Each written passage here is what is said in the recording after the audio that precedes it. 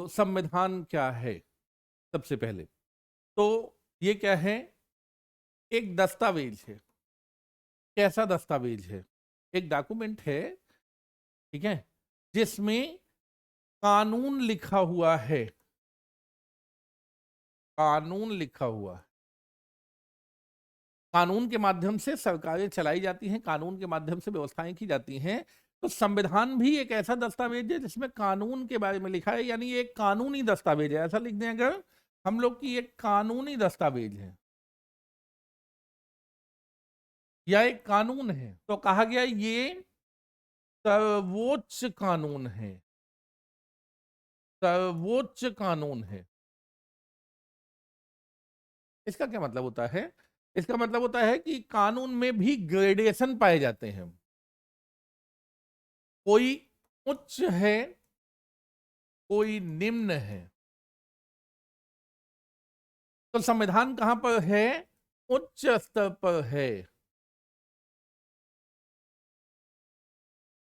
किसी भी देश में, किसी भी राज्य में, किसी भी भूभाग में अगर हम देखते हैं कानूनों की स्थिति, तो अगर वहां पर संविधान लागू है तो संविधान कौन सा कानून है? सर्वोच्च कानून है।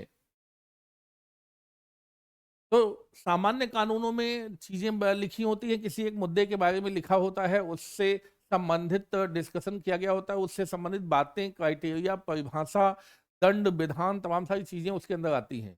तो इस संविधान के अंदर क्या आता है? संविधान का जो विषय होता है वो क्या होता है? शासन व्यवस्था। संविधान का जो विषय होता है वो क्या होता है? शासन व्यवस्था। तो शासन व्यवस्था कैसे बनेगी, कैसे अस्तित्व में आएगी, उसका स्ट्रक्चर क्या होगा, उसकी संरचना क्या होगी,